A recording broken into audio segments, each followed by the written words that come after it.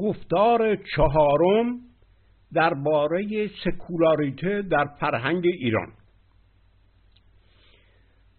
در فرهنگ اصیل ایران فقط به یک مرجع است که گوش داده می شود و اون بهمن یا وهومن یا هخامن است که اندیمن یا هندیمن هم خوانده می شود. چرا اندیمن و هندیمن خوانده می شود؟ چون اندیمن یعنی تخم درون تخم، یعنی مینوی مینو، یعنی ارکه. بهمن ارکه دنیا بود. ارکه، امروز هم ارکه میگوییم، قلعه درون قلعه، یعنی اون چه ضمیری ترین درونی ترین چیزهای انسان است. انده در اصل به معنای تخم است. در عربی این کلمه تبدیل به هنته شده است که به گندم گفته می شود، دانه گندم. هند هنوز در کردی به معنای زهدان است. بهمن آسان خرد است. این آسان خرد چی بود؟ خرد بنیادی آفریننده و سامانده و به هم پیونده هست که در درون ژرف هر انسانی هست. ببینید این تصویر به کلی با تصویری که زردشتی ها از بهمن میدهند فرق دارد. اونها از بهمن یک تصویری ویژه خود درست کردن که هماهنگی با آموزه زردشت داشته باشد. اون فرهنگ اصلی را تحریف کردن. فرهنگ اصلی ایران چنین بهمنی بوده است. بهمن محرمترین و صمیمیترین بخشای هر انسانی به انسان است. واژه اندرون، در اندرون دل من در خستم ندانم کیست، این از حافظ. در اندرون من غوغا می کند. کی غوغا می کند؟ این بهمن است.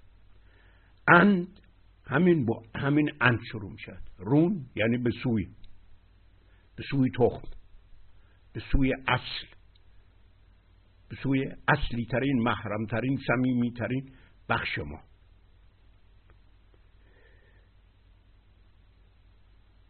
بهمن در شاهنامه میبینیم که نگهبان حکومت است. یعنی چی؟ یعنی خرد سامانده و آفریننده که در همه انسان هاست، اینها با هم نگهبان حکومت است. این به کلی با معناش با حکومت سلطنتی و اینها فرق دارد. این فرهنگ این مردم ایران است. این رو بعدش چه تحریفاتی به دنها داده اند، این جداگانه است. آدم باید فرهنگ خودش را بشناسد که از طرف مردم ترابیده است و بعدش این تحریفاتی که قدرت ها با آن دادن. سکولاریته در فرهنگ ایران با این آغاز می شود که مرجع حکومت، اصل ساماندهی اجتماع، خردی است که در درون خود هر فردی است و اصل خودجوش یا زهشی یا به قول فلسفه غرب ایماننت و به قول عرب ها انبثاقی و به اصطلاح فارسی زهشی یا جهشی است. زهشی یعنی زاییدنی. از خود انسان پیدایش می‌یابد. از خود این مرجع از خود انسان باید زاده بشود. شیوه زادنش چیست؟ باید در این صحبت کنیم. این خرد بنیادی رو آسن خرد می نامیدن. آسن، این سن همون سنگ ماست. آسن همان واژه سنگ است. این واژه سنگ که امروز به ما بیشتر معنای سختی میدهد، در اصل معنای امتزاج و اتصال دو کس یا دو چیز یا دو نیرو با هم داشته است. حتی همخوابی را با هم سنگ میگفتند. در سجستانی سنگک یعنی زهدان، نان سنگک هم همین معنا دارد، یعنی نانی که در تنور این همانی با زهدان داشته است، در تنور پخته می شود. آسن خرد سنگی است، یعنی خردی است که در پیوند دادن می آفریند، سنتز می کند، سینرژی می کند و می آفریند. یعنی خردی است که در سنتز کردن، در پیوند دادن اجزای دنیا به هم دیگر، در پیوند دادن تجربیات به هم دیگر می آفریند. در فرهنگ ایران خرد هم مانند سایر نیروهای آفریننده جفت بود. دو چیز که با هم جفتن، مثل دو تا اسبی که یک عرابه را میکشن، حرکت میدن، اینها با هم آفریننده. این است که جفت بهمن سروش است. جفت آسن خرد گوش سرود خرد است. خردی که با گوشش سرود را میشنود. بهمن خرد ضد خشم بود. یعنی چی؟ ضد قهر، ضد جنگ، ضد تجاوزگری، ضد خشونت. ببینید این تفاوت خرد با عقل در اروپا و در اسلام است. خرد در فرهنگ ایران در ذاتش ضد قهر و ضد جنگ و ضد تجاوزگری و ضد خشونت است. این به کلی با عقل فرق دارد. از این رو نگهبانی و نگهداری کار بهمن است. نگهبانی و نگهداری درست نگهبانی جان و خرد هر انسانی از آزار و گزند است. یعنی از قهر، از هر چه قهرآمیز است، از هر چه جنگ است، از هر چه تجاوزگری است، از هر چه خشونت است، انسان رو دور می‌دارد یا انسان رو محافظت می‌کند.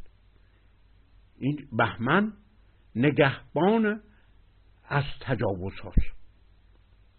این را ستم می‌گفتن. این است که بهمن باید فرمان برای دور داشتن گزند و آزار بدهد.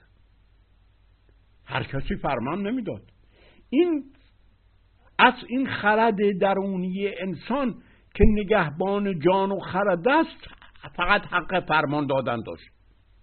و معنای اصلی فرمان چیست؟ معنای اصلی فرمان اندیشه است، سرود است، رایزنی است. من در این باره سپس به طور گسترده سخن خواهم گفت. معنای اصلی فرمان چیست؟ فرمان در اصل به معنای حکم و امر و دستور نبوده است. بعداً بدین معانی تحریف شده است. سروش چیست؟ سروش از این ژرف‌های اندرون هر انسانی، یعنی از این خرد بنیادی که در ژرف‌های انسان است، در بن هر انسانی است، سرود و اندیشه رأی بهمن خرد آفریننده و سامنده را میشنود و آهسته در پیش آگاه بود در گوش ما زمزمه میکنه. سروش اهل زمزمه است. در سحرگاه وجود ما، در سحرگاه آگاهی ما خبر را می آورد.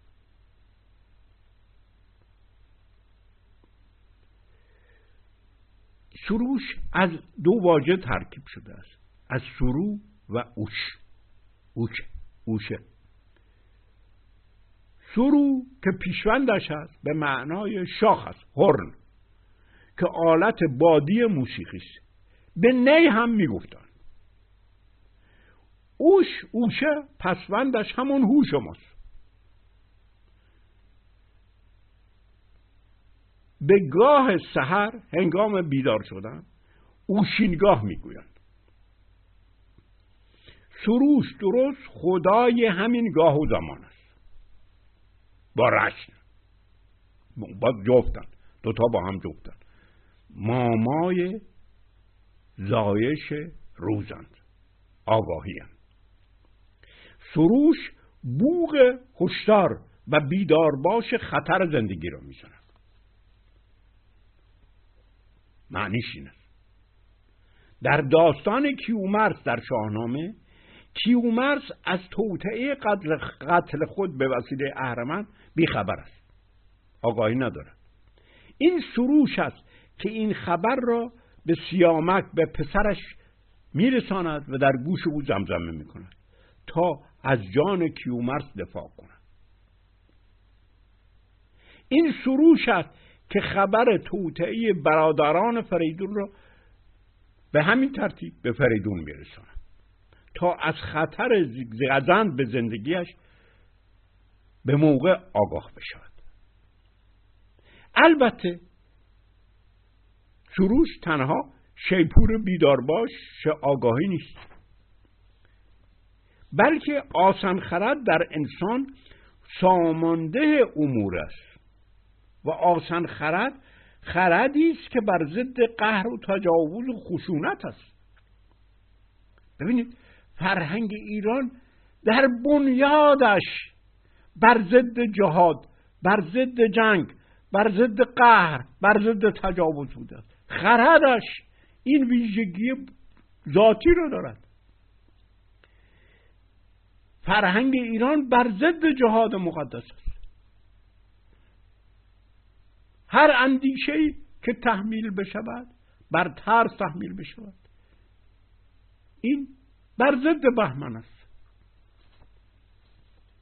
این بود که فقط و فقط در هر رزمی که به اجبار انسان برای دفع گزند می کند و از رزم می پرهیزد.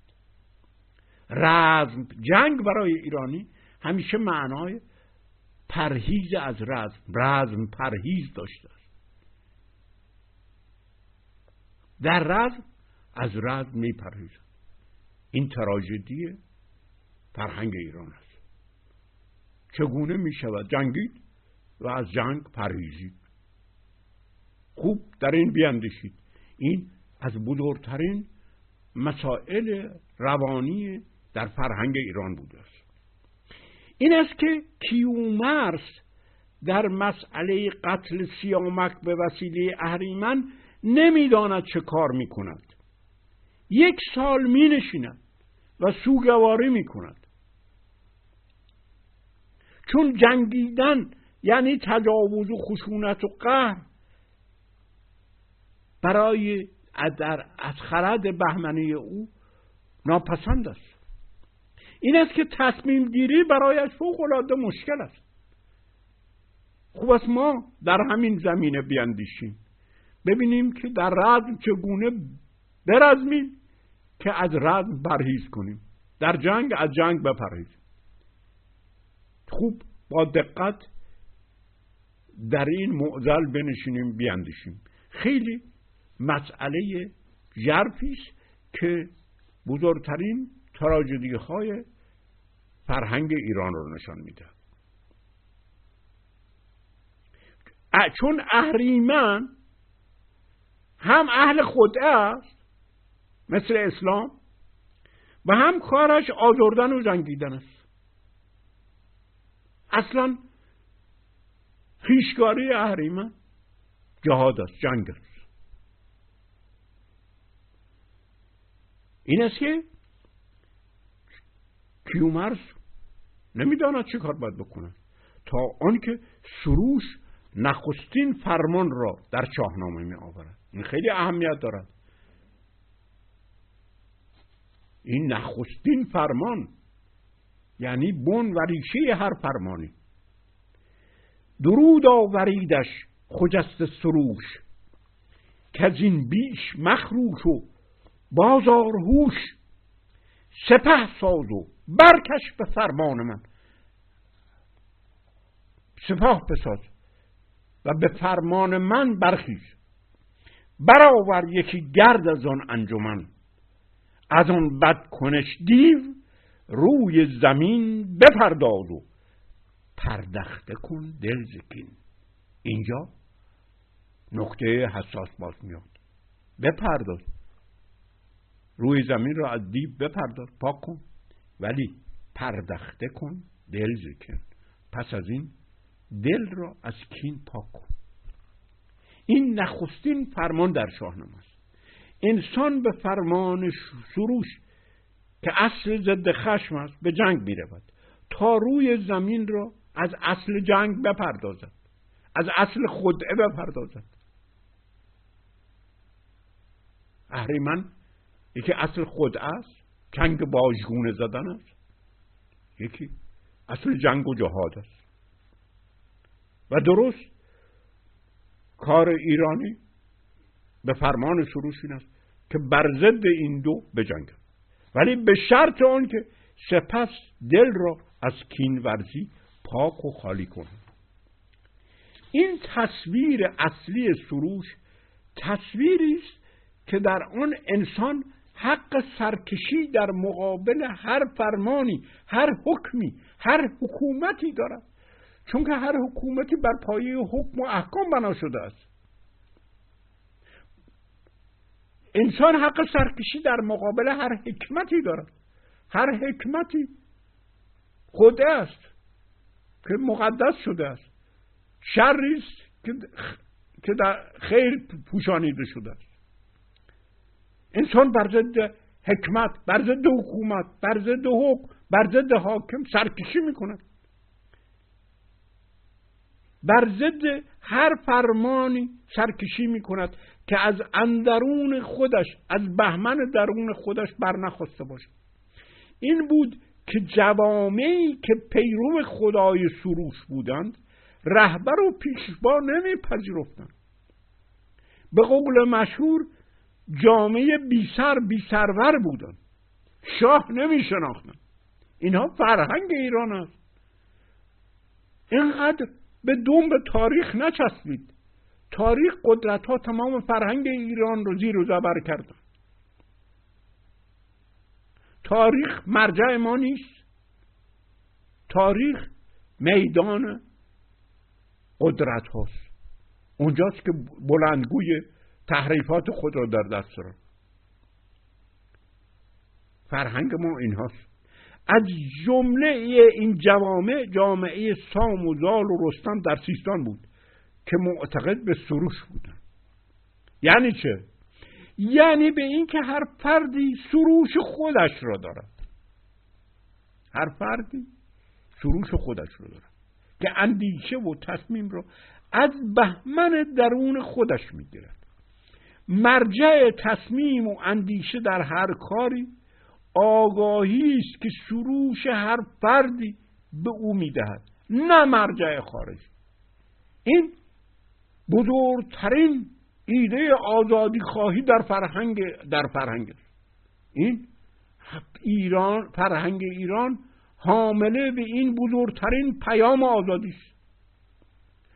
خوب میپرسیم این آزادی فردی انسان، این خرد مستقل که مرجع نهایی هر تصمیم و هر کاری است، این اصل آزادی چه شد؟ کجا رفت در تاریخ؟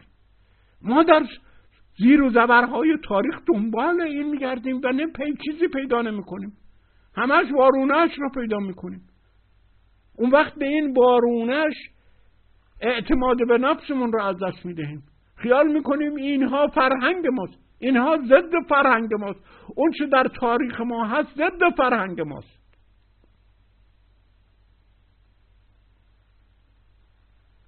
پاسخ این را زود میتوان یافت.